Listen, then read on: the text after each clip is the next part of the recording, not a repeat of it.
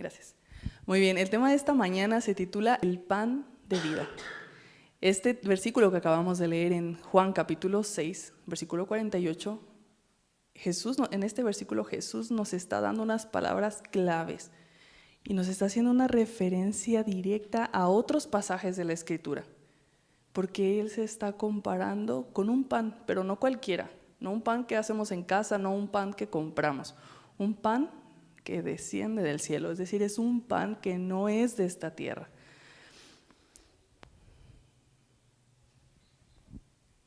Antes de entrar a ese tema, vamos a hacer un preámbulo interesante, importante, que necesitamos tener para ver la importancia del estudio de esta mañana. En Lucas capítulo 22, versículo 20, que ahí tienen en pantalla, Jesús comienza a instituir una nueva fiesta, dando por terminada una antigua. Y dice, de igual manera, después que hubo cenado, tomó la copa diciendo, esta copa es el nuevo pacto en mi sangre que por vosotros se derrama. La palabra clave aquí es nuevo pacto. Vamos a seguir leyendo un poquito más. ¿Un nuevo pacto? ¿Será que había un pacto antiguo, un pacto viejo? ¿Y cuál era ese pacto viejo? Para esto vamos a ir a Hebreos capítulo 8 y capítulo 9. Y vamos a ir leyendo qué es lo que aquí nos está explicando el apóstol Pablo, para poder entender el contexto de lo que Jesús dijo al decir, voy a instituir un nuevo pacto con ustedes.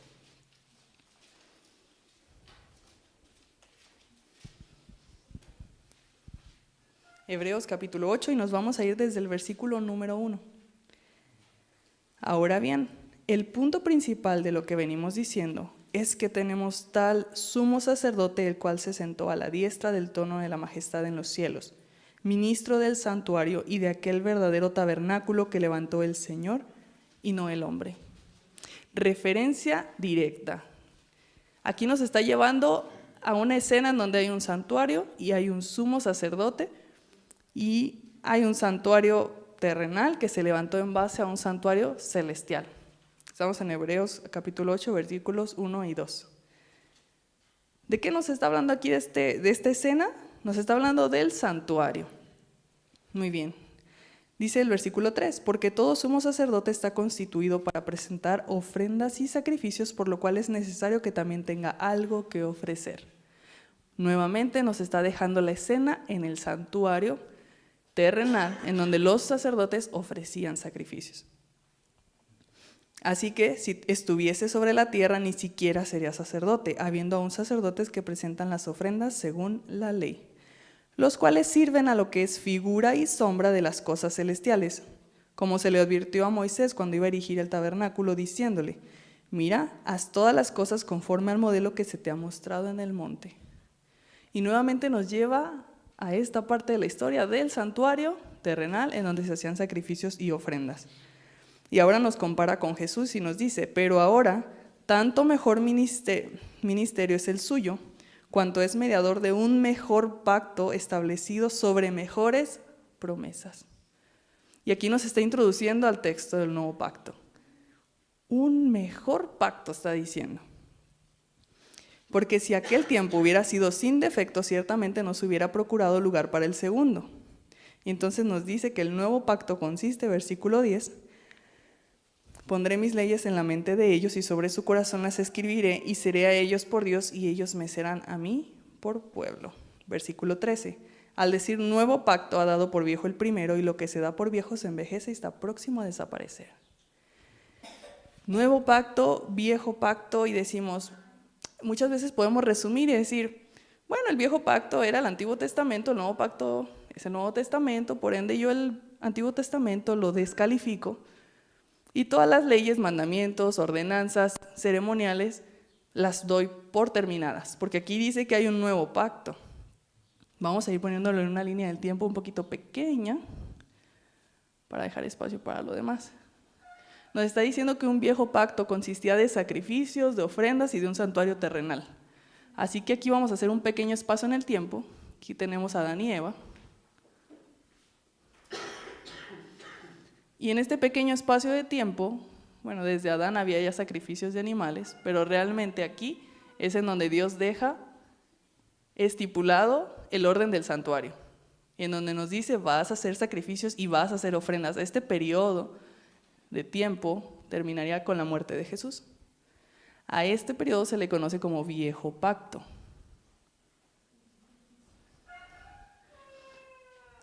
Vamos a seguir leyendo. Capítulo 9.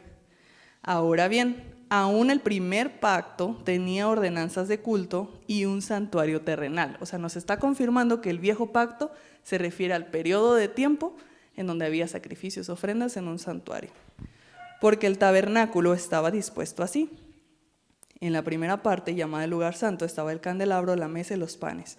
Tras el segundo velo, el lugar santísimo, el cual tenía el incensario de oro y el arca del pacto, que tenía la vara de Aarón, las tablas de la ley y el maná. Sobre ella querubines. Estoy resumiéndolo un poquito. Me voy a ir hasta el versículo 8.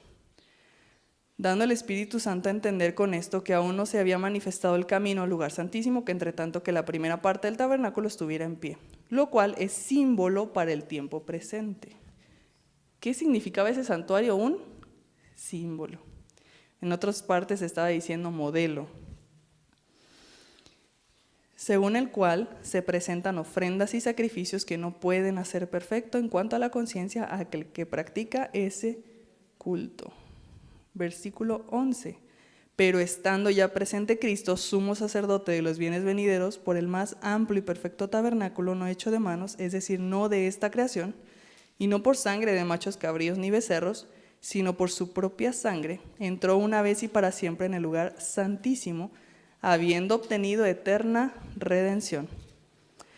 Porque si la sangre de los toros y los machos cabríos y las cenizas de la becerra, rociadas a los inmundos, santifican para la purificación de la carne, cuánto más la sangre de Cristo, el cual, mediante el Espíritu eterno, se ofreció a sí mismo sin mancha a Dios, limpiará vuestras conciencias de obras muertas para que sirváis al Dios vivo. Así que por esto es mediador de un nuevo pacto, para que interviniendo muerte para la remisión de las transgresiones que había bajo el primer pacto, los llamados reciban la promesa de la herencia eterna.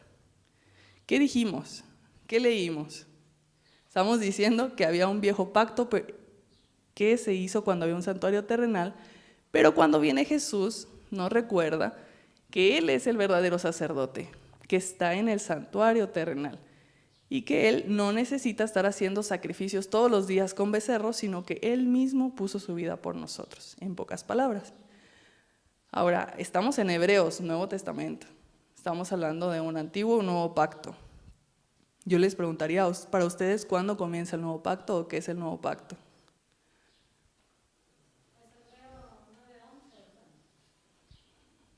Uh-huh. Pues empieza cuando Jesús cumple lo que era símbolo, cuando Él se ofrece como sacrificio. Ok, entonces en la crucecita comienza un nuevo pacto. Bueno, ¿alguna otra opinión? ¿Algún otro comentario diferente?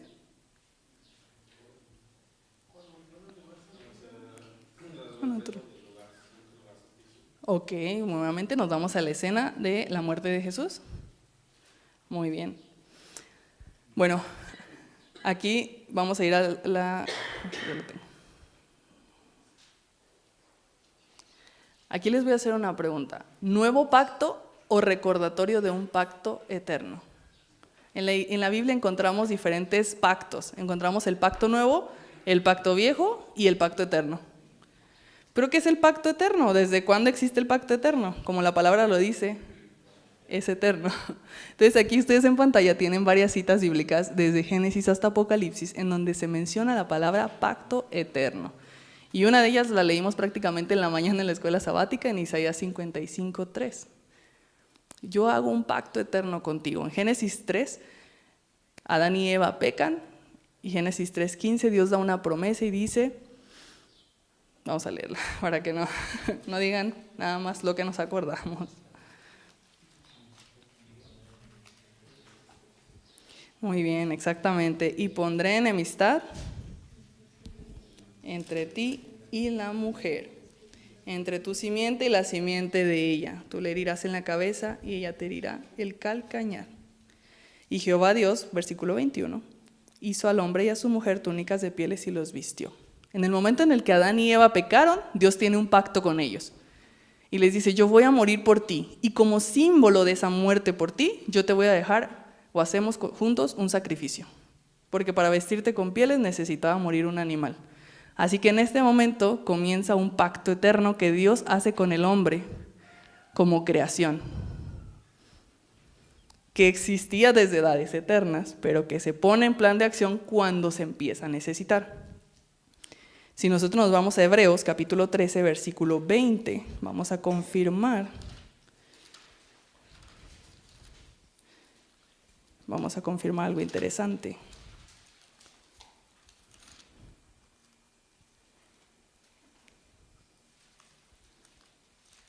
Hebreos, capítulo 13, versículo 20. Y el Dios de paz, que resucitó de los muertos a nuestro Señor Jesucristo, el gran pastor de las ovejas, por la sangre del pacto eterno. Quiere decir que ese pacto que Dios hizo con Adán y Eva desde el Sinaí, y que con una representación de un cordero, esa sangre empieza a limpiar los pecados simbólicamente del pueblo. Jesús la confirma en su muerte y nos dice, voy a hacer un pacto nuevo. Esa es una palabra, una forma de decirlo, pero él realmente lo que está diciendo, te recuerdo que ya tenía contigo un pacto eterno. No estoy creando algo de la nada. Jesús confirmaba lo que el Antiguo Testamento decía en todo momento.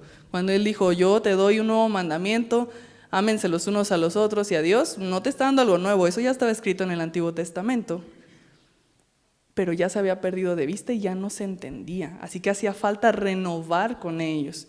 Y aparte, ciertamente sí estaba instituyendo una nueva fiesta, que era la cena, la Santa Cena. Realmente sí instituyó una nueva fiesta en base al pacto que venía desde este tiempo. Así que desde nuestra flechita del inicio hasta el Apocalipsis, hasta el fin, el pacto eterno va a continuar. Y el pacto viejo solamente es un espacio en el tiempo en donde se ordenaron sacrificios y ofrendas para recordar y enseñar, sin libros de texto, pero sí gráficamente, lo que Dios iba a hacer. Y así que viene la pregunta de esta mañana. ¿Cómo el santuario y las fiestas nos ayudan a entender la promesa de Dios en su pacto? ¿Creen ustedes que los israelitas no entendían acerca de la salvación como lo entendemos hoy? ¿Que nadie lo entendía? ¿Nadie lo entendía, o lo entendían algunos, o lo entendían todos? ¿Qué creen ustedes?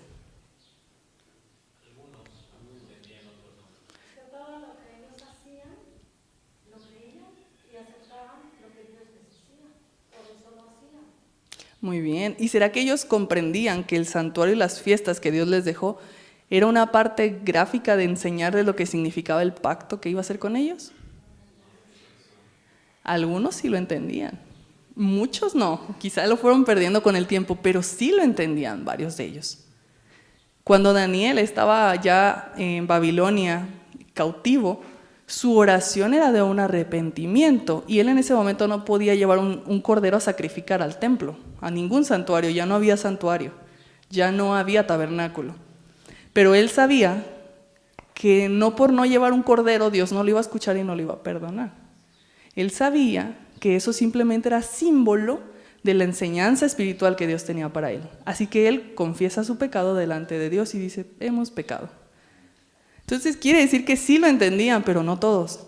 Así que será importante que nosotros estudiemos estos hitos antiguos para poder entender realidades eternas actuales. Amén. Muy bien. Aquí les voy a dejar una lámina en gráfica. Creo yo también soy de mi mente, entiende con dibujitos. Tenemos 3 conceptos. Pacto eterno, que es lo que estamos estudiando. Ese es el plan que existe desde tiempos eternos y que se puso en acción en el momento en el que Adán y Eva pecaron. El santuario es un mecanismo, un modelo que Dios utilizó para enseñar gráficamente cómo funciona la salvación. Y las fiestas son esa línea del tiempo que Dios tiene para enseñarnos cuándo se cumple cada fase del plan de salvación. Entonces, todo esto vemos que tiene una lógica y se tiene que estudiar hoy en día si queremos tener más profundidad en nuestro estudio. En esta lámina yo creo que nos lo podemos grabar mucho más fácil y resumido. En la parte de arriba tenemos el santuario, en la parte de abajo tenemos las fiestas anuales. Depende de la época del año, era donde se celebraba cada fiesta.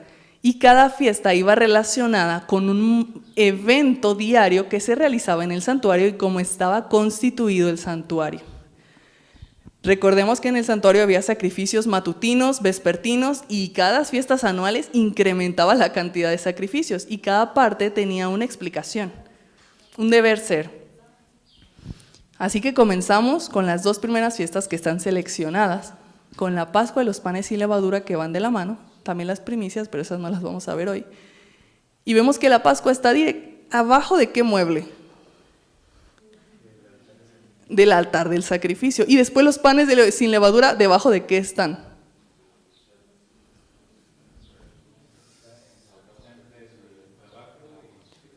Exactamente. ¿Recuerdan ustedes qué significa el lavacro, la fiesta de las primicias? ¿A qué representa en la vida de Jesús? La resurrección. Así que los panes sin levadura se encuentran entre la muerte y que hay entre el sacrificio de Jesús y su resurrección que hubo.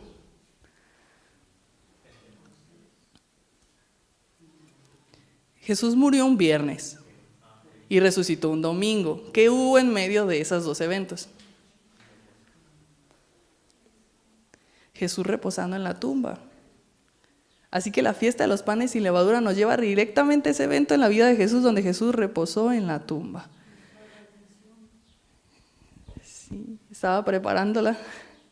Y ahora, del lado derecho, simplemente está como connotación de la fiesta en la línea del tiempo en la que nosotros nos encontramos. Hoy en día estamos en la fiesta de la expiación, o el Yom Kippur. Si tú sales de ese lugar santísimo, ¿qué fiesta sigue? Las cabañas, pero saben, esa fiesta de las cabañas no la vamos a celebrar aquí en la tierra, sino que es una fiesta que vamos a celebrar juntos en el cielo. Así que estamos ya en la última fase de este mundo, en evento final. Les vuelvo a preguntar, ¿será importante estudiar esto? ¿Será que esto nos ayuda a entender lo que estamos viviendo, lo que Cristo vive en el cielo y vivió aquí en la tierra, y aplicarlo a nuestra vida actual? Pues hoy lo vamos a repasar y lo vamos a tratar de hacer un poquito rápido, pero vamos a hacer nuestro esfuerzo.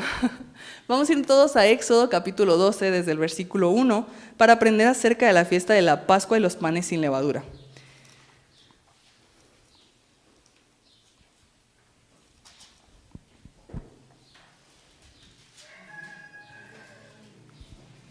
Vamos a leer del versículo 1 al 3, ahí están puestos los versículos que vamos a leer para que ustedes también puedan llevar la liga de lo que estamos viendo.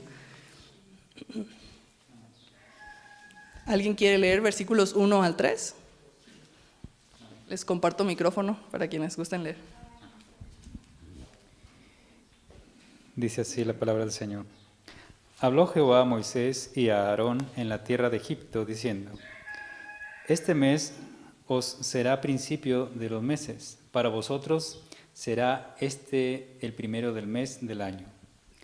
Habla a toda la congregación de Israel, diciendo: En el 10 de este mes, tómese cada uno un cordero según las familias de los padres, un cordero por familia.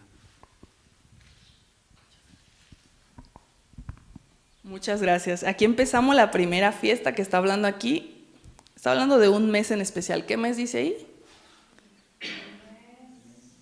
El primero. El primer mes del año, que se llama el mes de Nisan o Abib, depende si fue antes o después de Babilonia.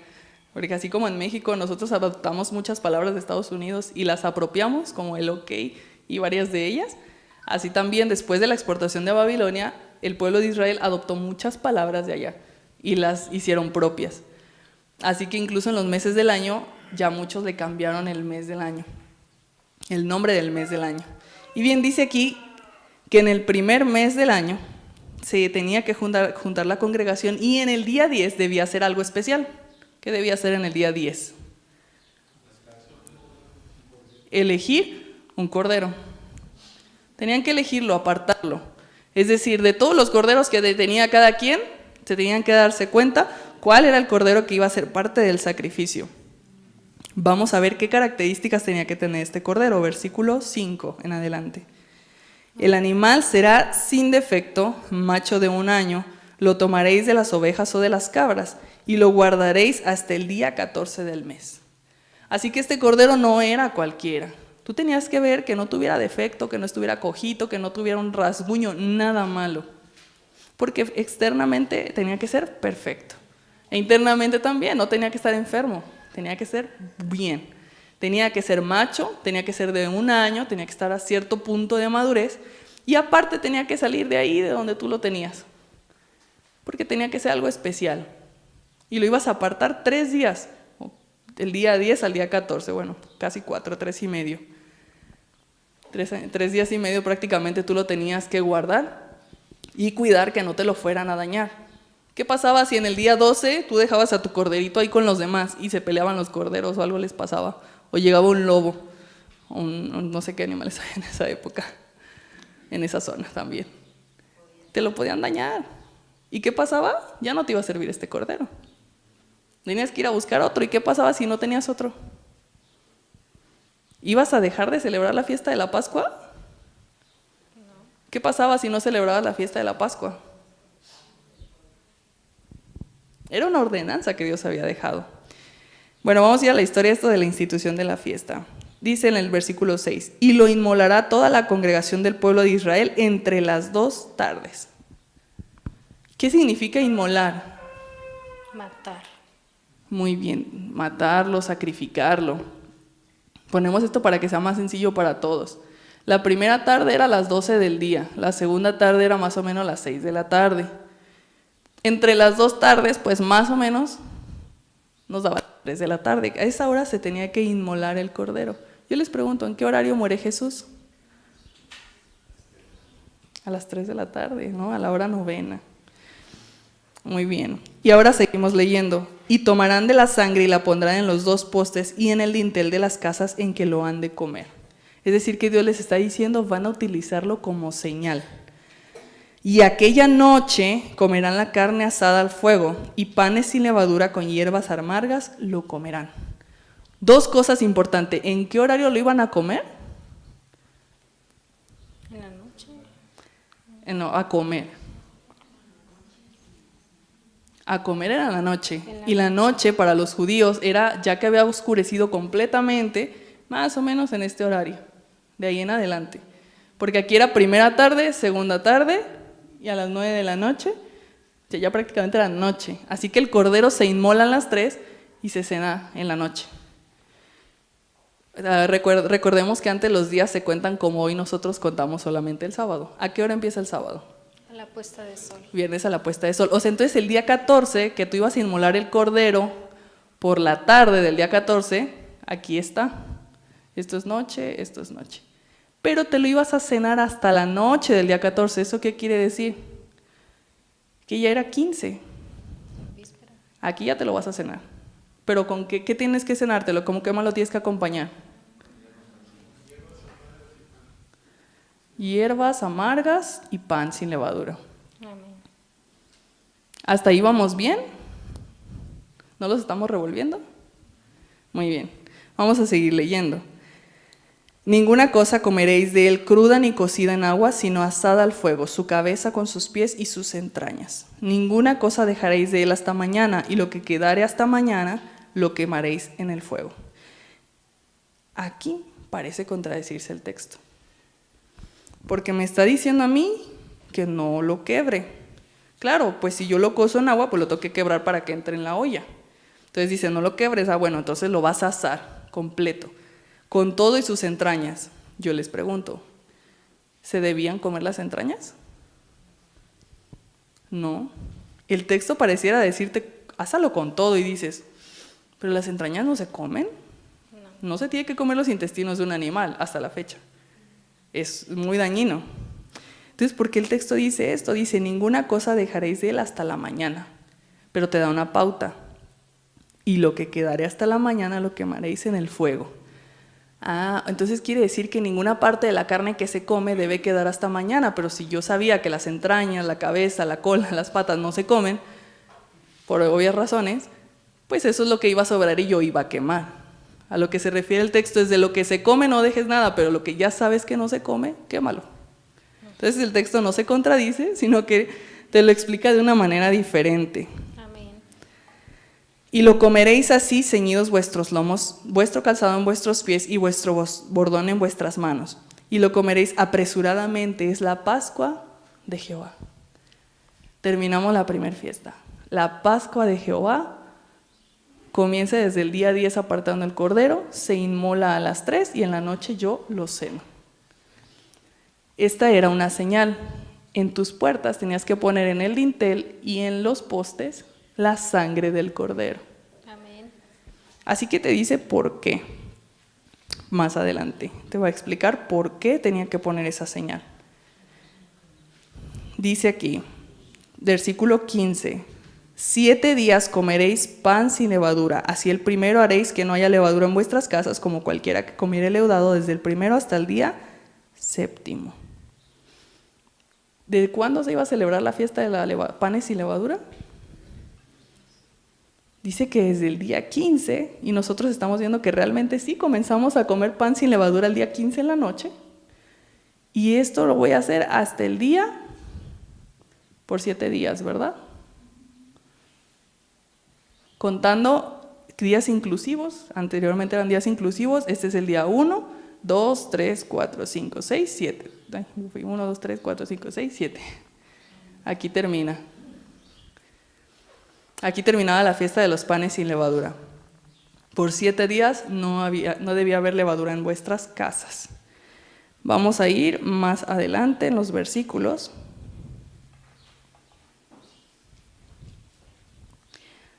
Hasta el versículo 22. Y tomad un manojo de hisopo y mojadlo en la sangre que estará en un lebrillo, y untad el dintel y los postes con la sangre que estará en el lebrillo. Y ninguno de vosotros salga de las puertas de la casa hasta la mañana, porque Jehová pasará hiriendo a los egipcios, y cuando vea la sangre en el dintel y en los 2 postes, pasará Jehová a aquella puerta, y no dejará entrar al heridor en vuestra casa para herir. ¿Quién iba a matar a los primogénitos?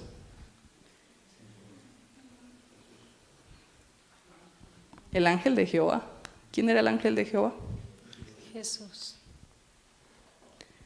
Así que le dice que ponga una señal. La Pascua significa pasar por alto. Como enseñanza para nosotros, Pascua es la liberación de Egipto. Todos los que tuvieran esta señal simbólica no iban a morir. ¿Es un acto de fe la Pascua? Y entonces, si en la experiencia del pueblo de Israel, comer el cordero es poner la sangre en los dinteles, ¿qué significaba el pan sin levadura? Para la experiencia del pueblo de Israel. ¿De dónde estaban saliendo? De Egipto. ¿Y qué había en Egipto? Eran esclavos. ¿Y qué más? Porque aquí podemos haber varios esclavos, estamos trabajando, ¿verdad? No siempre es malo, pero ¿por qué era mala su esclavitud? ¿Qué es lo que le hacía malo? ¿Por qué lo tenían que sacar de ahí?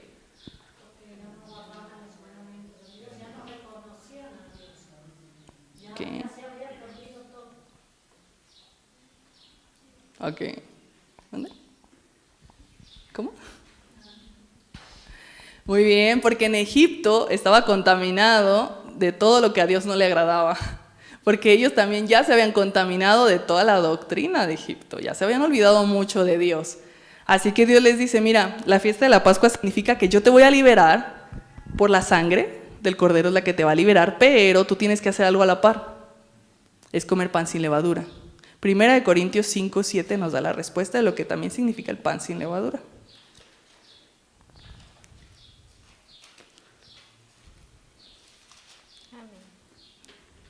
Limpiaos pues de la vieja levadura para que seáis nueva masa, sin levadura como sois, porque nuestra Pascua, que es Cristo, ya fue sacrificada por nosotros. Así que celebremos la fiesta no con la vieja levadura, ni con la levadura de malicia y maldad, sino con panes sin levadura de sinceridad y verdad. Así que el pan sin levadura significa también, miren, quitarnos a un lado ese pecado y de todo lo que nos está alejando de Dios.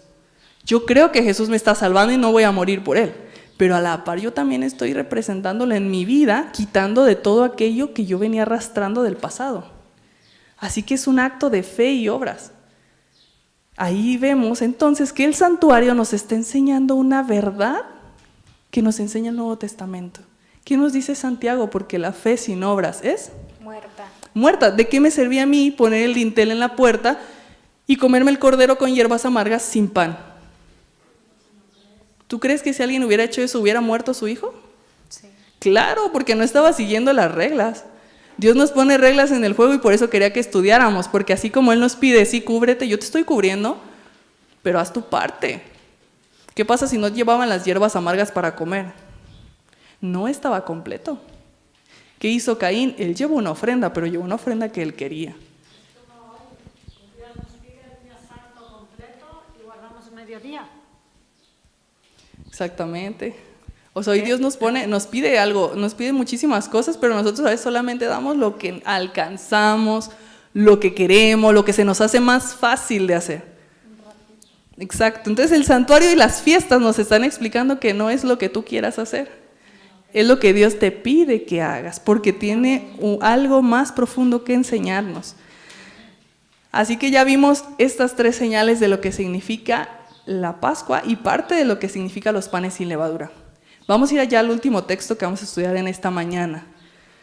¿Recuerdan el versículo que leímos al inicio? ¿Qué decía el versículo? Yo soy el pan de vida. Bueno, vamos a ir a Juan capítulo 6.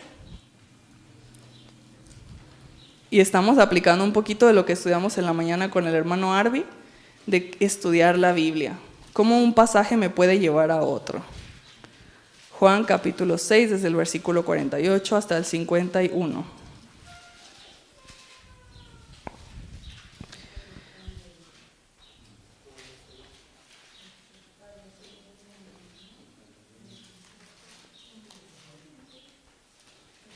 Juan 6, 48 al 51. Amén. Sí. Bueno. Yo soy el pan de vida. Los padres de ustedes, yo soy el pan de vida. Vuestros padres comieron el maná en el desierto y murieron. Este es el pan que desciende del cielo para que el que de él come no muera. Yo soy el pan vivo que descendió del cielo. Y si alguno comiere de este pan, vivirá para siempre. Y el pan que yo daré es mi carne, la cual yo daré por la vida del mundo. Amén. ¿En qué pasaje de la Escritura se nos dice que hay un pan que desciende del cielo y que parece ser un cuerpo?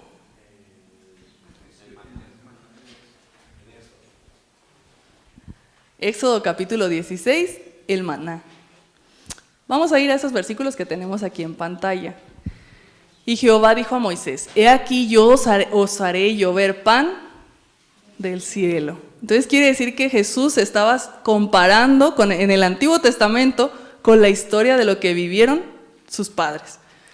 Y el pueblo saldrá y recogerá diariamente la porción de un día para que yo lo pruebe si anda en mi ley o no. Mas en el día sexto van a tomar 2 porciones. Quiere decir que todos los días yo tenía que tomar una, pero el día 6 yo tenía que tomar 2. Muy bien, vamos a ir al siguiente versículo que es muy importante porque nos está resumiendo el tema. Entonces dijeron Moisés y Aarón a todos los hijos de Israel: en la tarde sabréis que Jehová os ha sacado de la tierra de Egipto, y a la mañana veréis la gloria de Jehová, porque él ha oído vuestras murmuraciones contra Jehová. ¿En qué horario van a ser liberados de Egipto? ¿O van a saber que van a ser liberados de Egipto? En la tarde. En la tarde ellos sabían que iban a ser liberados de Egipto, pero dice: a la mañana veréis la gloria de Jehová. ¿Quién es la gloria de Jehová? Su hijo. ¿Qué? ¿En qué momento cae el maná? En la mañana. ¿Qué fiesta se celebraba la mañana siguiente de la Pascua? Entonces quiere decir que el pan sin levadura no solamente habla de nosotros, no solamente habla de nosotros, de quitarnos y alejarnos del pecado, sino que habla también del maná. Y estos dos también reflejan ¿a quién? A Jesús.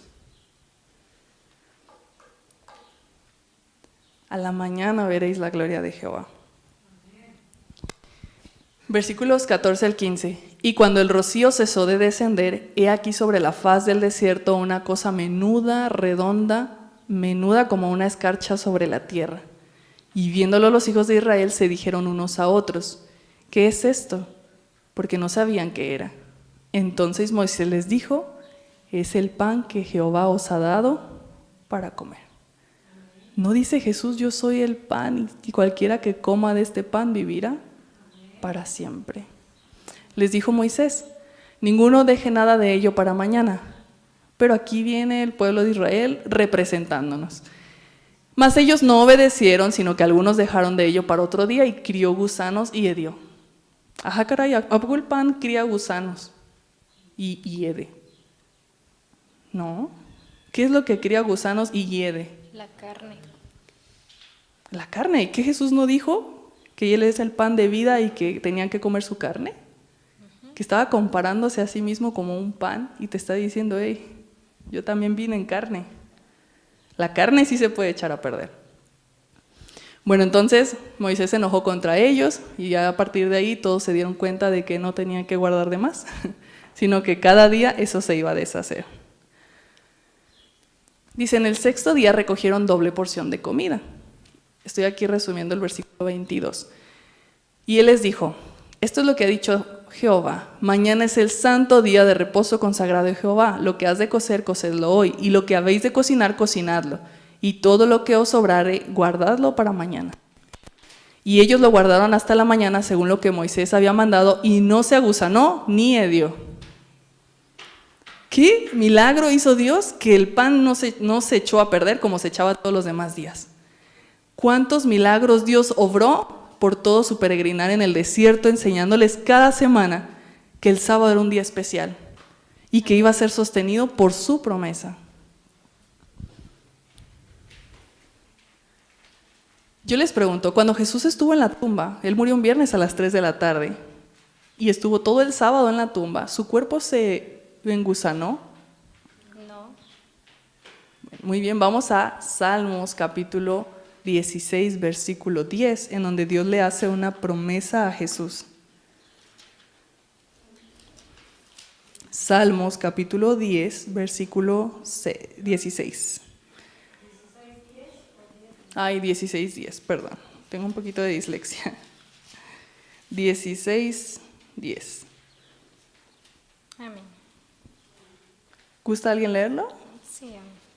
Dice, porque no dejarás mi alma en el Seol, ni permitirás que tu santo vea corrupción. Amén.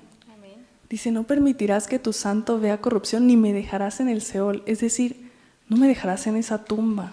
¿Quién está hablando aquí? Jesús. Es una promesa donde Jesús le inspira a David a que lo escriba para que cuando Jesús venga a este mundo a leerlo, se enseñe él mismo lo que él mismo dejó en el pasado y entonces él tuviera la certeza que cuando él muriera, no, su cuerpo no vería corrupción. ¿Por qué no vería corrupción? Porque era limpio. Porque él no tuvo pecado. Amén. Era justo que él no le pasara eso como nos pasa a nosotros, porque él nunca cometió pecado. Amén. Así que él se refleja y se representa como el maná limpio que durante el sábado no se iba a echar a perder. Amén. Y él nos hace esa enseñanza y esa invitación de decir, miren, yo soy el pan de vida. Estudien las lecciones que tienen que ver con el pan de vida. Y hoy las acabamos de estudiar.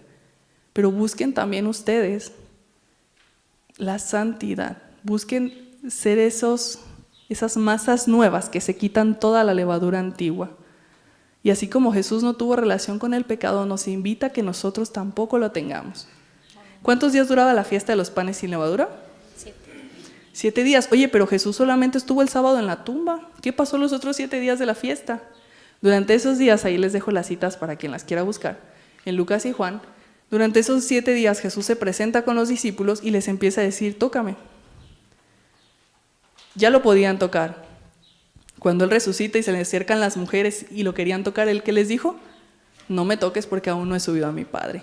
Amén. Pero cuando Él desciende, ahora sí les dice, tóquenme. Porque en ese momento Él ya no tenía nada de relación con el pecado. Él ya no era humano como nosotros lo somos. Él ya había resucitado, había sido transformado. Así que esa fiesta de los panes sin levadura nos representa y se comprueba en su historia cómo Él le dice a los demás, mira, comprueba que yo ya no tengo relación con el pecado, por eso tú ya me puedes volver a tocar.